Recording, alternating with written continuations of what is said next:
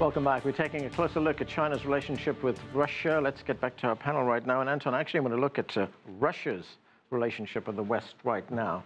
We've just had more than 100 Russian diplomats being expelled from many Western countries, from here in the United States as well, amid these accusations that Russia poisoned a former Russian spy and his daughter in the United Kingdom. Let's listen to what President Vladimir Putin had to say about that. I think any wise man can understand that it's complete drivel, rubbish, nonsense that somebody in Russia would allow themselves to do such a thing ahead of elections and the World Cup. Anton, does President Putin have a point there? Why would Russia do something like that at this crucial time? I mean, does that argument make sense? Well, it does make sense because no one in the Kremlin would have risked the international blowback, which was predictable. Before the election, but even more importantly for Vladimir Putin, it is, of course, the World Cup. This was one of his pet projects, same as the Winter Olympics was.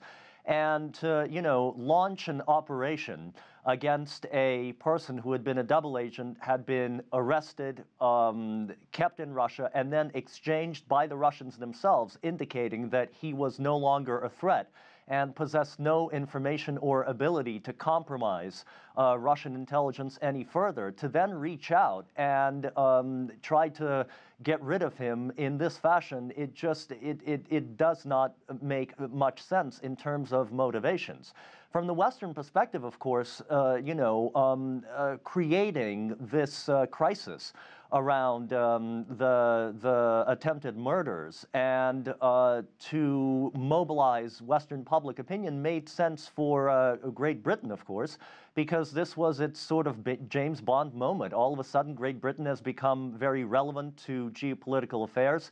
Theresa May's government, which was very unpopular and is facing an enormous amount of problems at home during the Brexit negotiations, is now temporarily enjoying a great amount of popularity. But the interesting thing is that when you compare the Western reaction to Russian actions in Ukraine, and the unanimity with which the sanctions were imposed on Russia in 2014 going into 2015, it's remarkable how little unanimity there is this time around. Despite the expulsions of the diplomats, we see members of the EU peeling away because they are not convinced by the British case. And now that we know the latest news that Porton Down, the chemical laboratories, did not communicate to the British government that it was beyond doubt that Moscow was behind this and that this drug was made in Russia, the British case is beginning to teeter.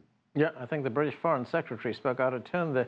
Yuval, on the issue of unity in the West, I mean, there are many in the foreign policy establishment, both here in the United States and the United Kingdom, who are calling for harsher actions against Russia over these allegations of poisoning. Let's listen to what President Trump had to say.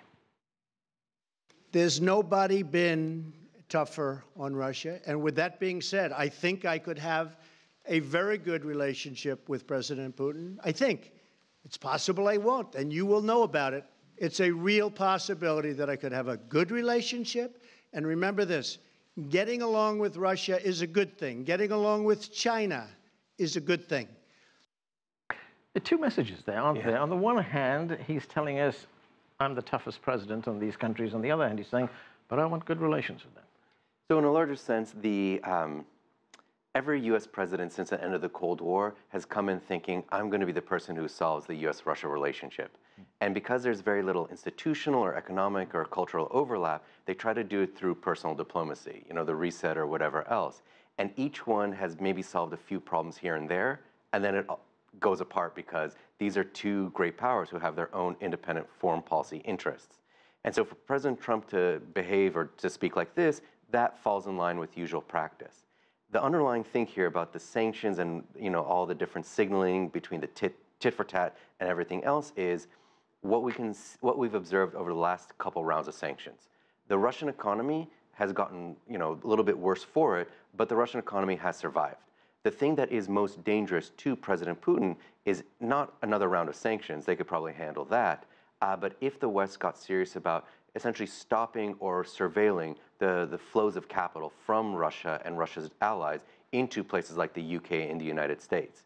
So if they were to actually see where the money's coming from through shell corporations, this, that, or the other, then we'd actually see these really difficult political choices forced on President Putin.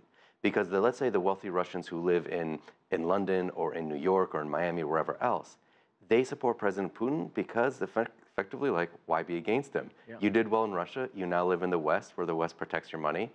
And so if the West were to actually take these properties or to take that money, these people would naturally want President Putin to do something on their behalf.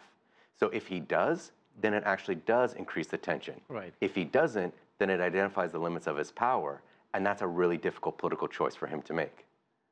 Qinduo, getting back to the close cooperation we've been seeing between Russia and China, I mean, we've seen very close cooperation on diplomatic issues, on international strategic issues, but how close are things like economic ties, trade ties between these two countries?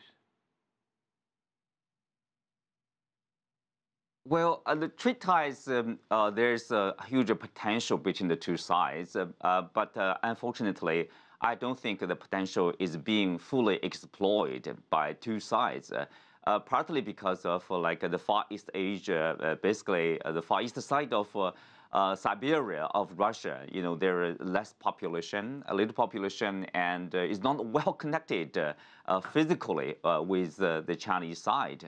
And there's, of course, from the Chinese side, the business people would still they have their own complaint about this lack of efficiency and also sometimes corruption in terms of investing in Russia. That's something both sides need to work on that. They enjoy a strong political relationship, but in terms of trade, in terms of the selling of agricultural products to the Chinese market, there's a huge potential, especially against a background of more tariffs will be imposed possibly on the import of U.S. agricultural products. So some already see a possibility, an opportunity for the Russian side to explore the huge Chinese market for the consumption of agricultural products. So, as long as, like say, the infrastructure, soft infrastructure or physical infrastructure are there, I do think there's a huge chance for both sides to enjoy the relationship. So, Nguyen, one of the things that the Chinese Foreign Minister Wang Yi said in Moscow on the tariffs issue, he said that the world needs to stand together to oppose what he termed unilateral actions and the breaking of rules by the United States that threaten global economic growth. Is there a danger that this could lead to a trade war? And how important was it that he made that statement in Moscow? Well, I think the fact that he made a statement in Moscow signifies to the world that China and Russia stand on the same front and they stand on the same position, opposing this U.S. unilateral moves on trade regardless of the WTO regulations. On the Chinese side, we see that China is using the WTO mechanism to defend itself. China has launched complaints about the special tariffs that President Trump has announced on Chinese products and Chinese exports to the United States. We will see, because WTO process is usually lengthy, it's very time-consuming.